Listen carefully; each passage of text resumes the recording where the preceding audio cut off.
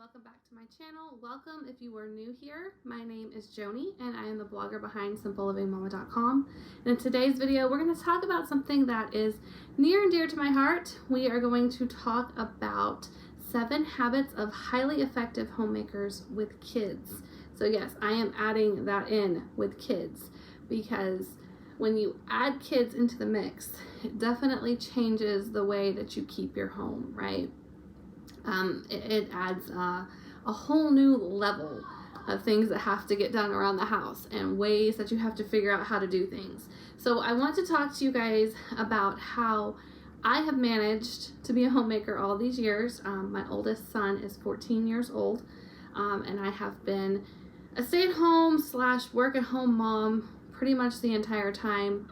I did actually finish college when he was a baby, so for about a year I was a college student as well, but the entire rest of the time I have been a stay-at-home, work-at-home mom, trying to figure out this whole homemaking thing. I'm also a military wife, so throw in moving around a lot and having to get used to new places and new things and new ideas and all kinds of stuff that can add another challenge on to homemaking and just life in general.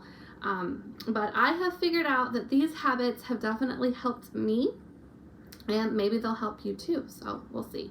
So the first one I want to talk about is creating a working cleaning routine. So this is something that I really had to set out to do about, let's see, it's probably been about 5 or 6 years ago now that I finally developed a working cleaning routine. And I have daily tasks, weekly tasks, and zone cleaning tasks that I do. I will do my daily tasks every day. I'll add on 1 weekly task, and then I'll do 1 to 2 zone cleaning tasks per day. I don't really do a lot on the weekends, aside from catching up on laundry if that needs to be done.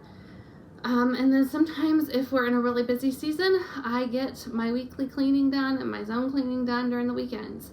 If things are really going crazy and I've had sick kids for weeks, which is what ended up happening to us over probably the last 7 or 8 months.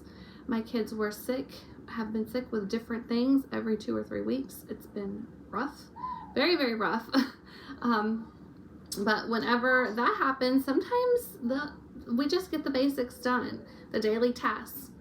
I know those daily tasks are what keep the house functional, and those have to get done regardless. Somebody will do those daily tasks. The weekly tasks, the zone cleaning tasks, if they have to get pushed back, they get pushed back, and we just keep moving forward with the cleaning. I do have a free cleaning calendar that outlines how I have this cleaning routine set up. I will have that up in the cards if you want to go check it out and subscribe to my newsletter so you can get that free cleaning calendar, as well as a weekly homemaking newsletter sent straight to your email inbox at no charge to you. So, working cleaning routine, very, very important. The second thing that I want to talk about is a working laundry system. So the working laundry system kind of goes along with that working cleaning routine, right? For me, laundry has always been my most difficult task because, first of all, when I first got married, I didn't really know what I was doing. I had never really had to do my own laundry before. So it was a brand new thing that I had to learn how to do. And how to not ruin clothes in the wash, and how to choose good laundry detergents, and all that stuff.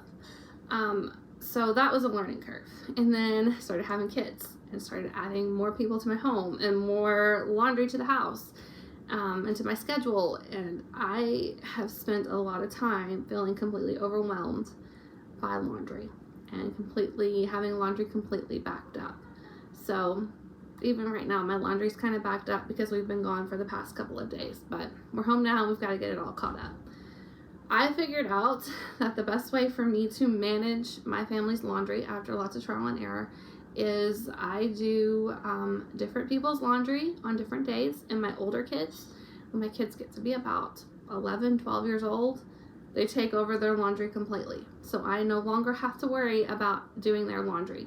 And actually, this didn't happen because I said, hey, you're old enough to do your own laundry.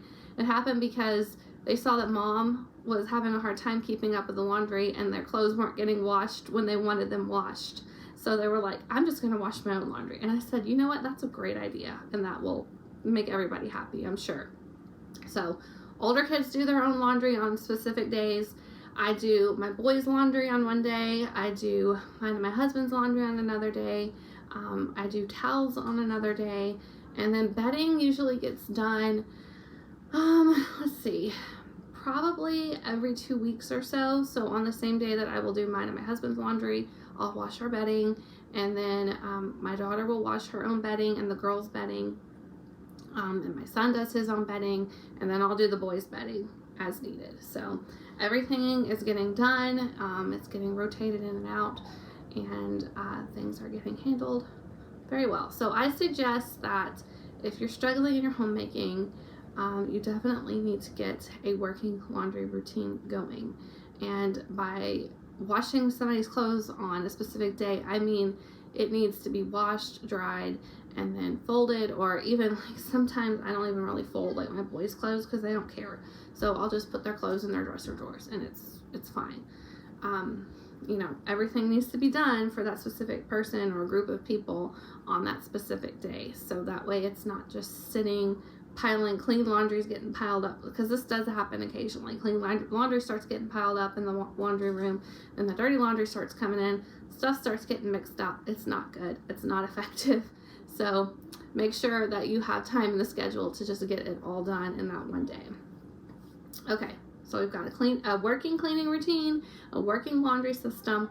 What's next? Meal planning. I think everybody who talks about homemaking is probably talking about meal planning, and that's because if you are a mom with kids and you want to feed them healthy meals and snacks, it's very much essential that you plan ahead. So I have done my grocery shopping in various ways. I've done once a month grocery shopping in the past. I do once a month grocery shopping at Sam's Club, and then I will do smaller weekly grocery shops at the local grocery store.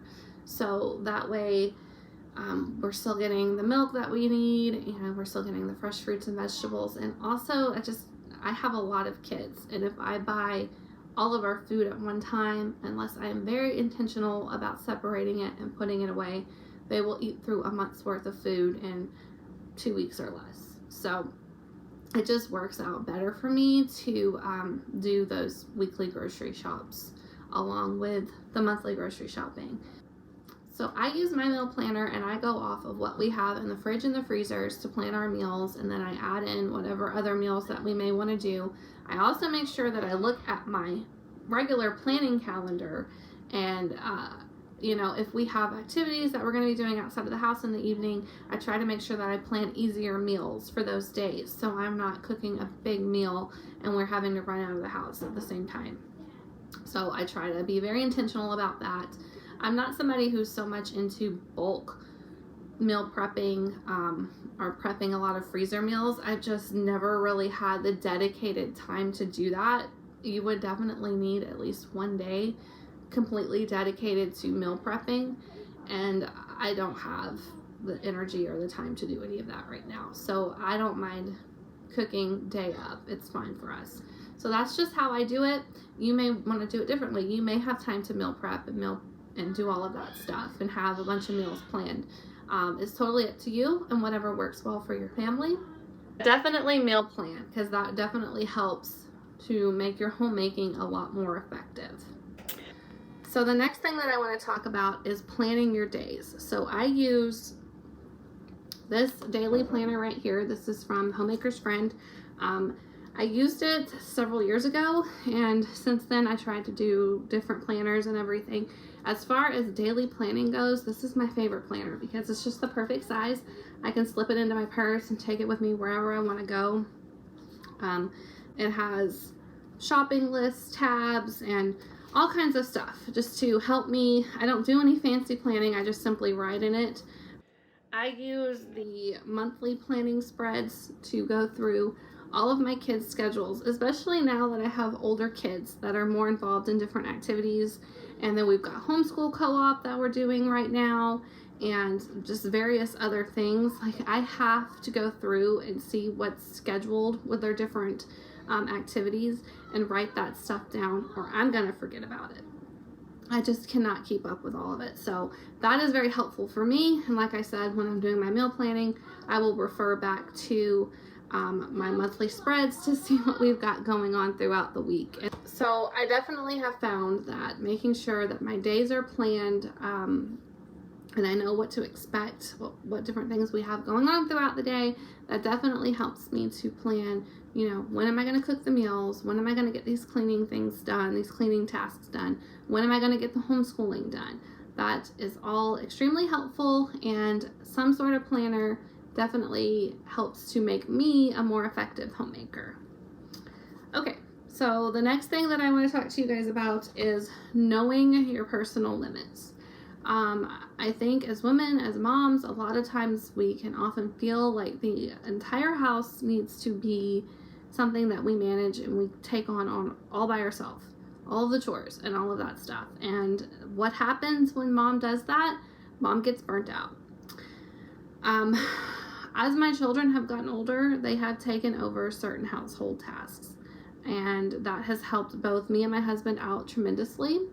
We do obviously have a very large family, so it takes a lot to keep this house running, and there is no way that I can do what I do as a mom, the work that I do with my blog, the homeschooling that I do with all of my kids, taking them to their various activities that they're involved in, being involved in church activities. I can't do all of that and be the maid. I find myself as the home manager. I delegate tasks to my kids, and of course I do a great majority of the cleaning and taking care of other people's laundry that aren't old enough to take care of their laundry, the decluttering, and the cooking. I do a lot of that, obviously, because I do feel it's a big part of my job. But at the same time, I can't do it all. And I have several at this point. My children are older. Some of my children are older. I do still have very young children as well. But some of my children are older now, and they're very capable of pulling their weight around the house. And they know that, this is part of being part of a family, is we have to pitch in and we have to help where we can. So, like I said, my two oldest children handle their own laundry pretty much exclusively. If I need to help them, then they will ask me, and I will handle it for them and do what they need me to do. But they pretty much handle their laundry. My son does the dishes. My daughter helps with taking care of the dog, and she has some other chores. Anytime I need her to help watch the 2-year-old for me real quickly, like I don't expect my other children to be full-on babysitters for my younger children by any means. That has never been something that has been part of our family. But there are certain times like, hey, mom really needs to go to the bathroom. Can you keep an eye on the 2-year-old while I go to the bathroom? Stuff like that. If I need her to help me with the baby for a little bit, for a few minutes or whatever, she will step in and do that for me.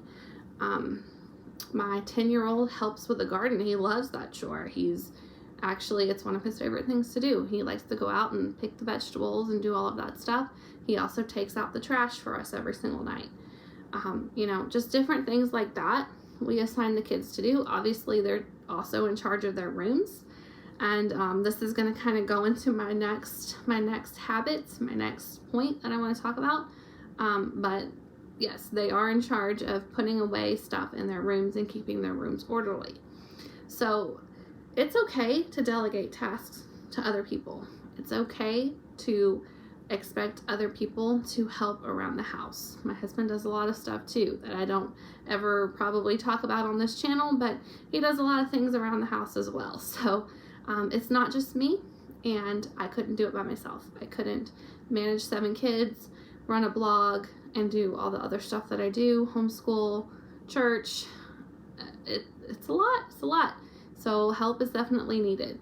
Some moms have to hire help. If you have the funds to do so, and you're able to bring somebody in to help, whether it's with cooking or helping with your kids with something, with some sort of childcare or whatever that you need, it's okay to delegate those tasks. Didn't the Proverbs 31 woman also delegate tasks? It's okay if you have to take some stuff off of your plate. It's also okay to say no to anything outside the house that may be pulling you away from things that are important to you that you feel like you need to do. So I have to be very intentional about what I get myself involved in. I often think, oh, I want to help with this and I want to do that. And then I have to be realistic. Do I have time? Can I put my energy into this without taking away from something else that I'm doing? So it's a balance that we have to find as mothers and homemakers, but it can be done. So like I said, that ties into number 6, my next point. Keep your expectations realistic. So like I said, with my kids, cleaning and helping and doing different chores around the house, are they going to do it just like I would expect or I would do them myself? Probably not. My son's gotten really good at washing the dishes.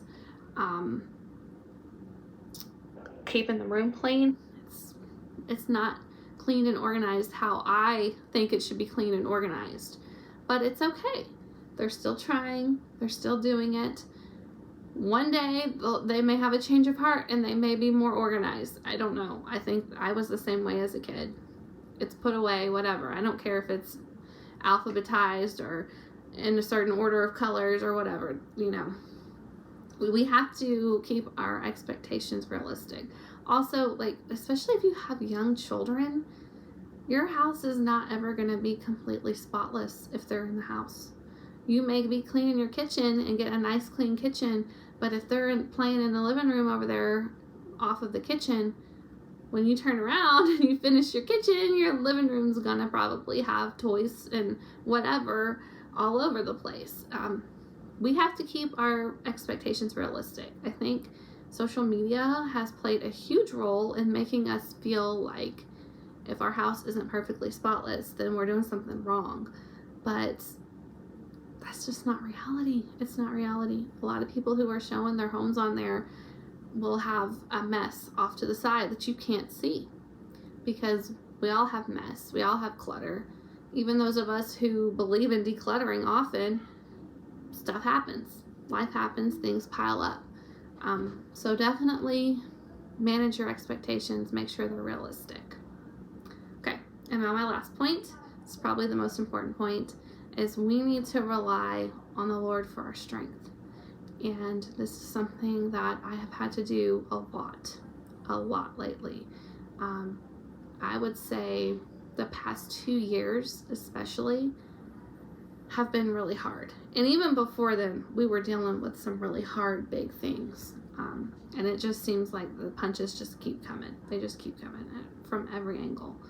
And there's nothing else I can do but turn it over to the Lord, because I am just a person. And it's all in His hands, and He's in control. And at the end of the day, He's going to have the final say in how everything's going to play out. So I have to continually remind myself to give it to God over and over again, because I'm the type of person who wants to carry that weight, who wants to carry those burdens and the worries and, oh my gosh, I'm failing at this, or I'm not doing this right as a mom or a wife or a homemaker, you know. But should I keep all of that to myself on my shoulders? No, absolutely not. And I don't have to. There's different things you can do, devotionals, just reading your Bible. I have a little daily companion that I like to look at every day and just read a little snippet for some encouragement. You know, whatever you need to do to get your mind and your heart turned towards God, that's what you need to do. And just give it over to Him and realize that at the end of the day, you're a mom, you're a great mom, great wife, you're a great homemaker. You're not going to be perfect. Your house isn't going to be perfect. Nothing is going to, well, I wouldn't say nothing, but not everything is going to be exactly how you imagined it was going to be. And that's okay. That's okay. It's all going to work out. Okay, so bonus tip, bonus habit. Wear an apron when you're working. I don't know why women stopped wearing aprons when we were doing housework. They are so practical, so useful. I can use it out in the garden to collect the vegetables. I can wipe my hands on it when I'm working in the kitchen. Keeps your clothes from getting dirty when you're cooking or baking. Why did we stop wearing aprons? I don't know. But they're a lot of fun, and they can be motivating too. If you get yourself a really cute apron, it can be motivating when you wear it to get your housework done or get your cooking done or whatever it is that you want to do. So that is all I have for you today. I hope that you found these habits helpful. Maybe there's some that you need to establish in your homemaking routine. Maybe there's some that you already do. If there's something that you can think of that I didn't mention, go ahead and leave it down in the comments for me. And I will talk to you guys in the next video.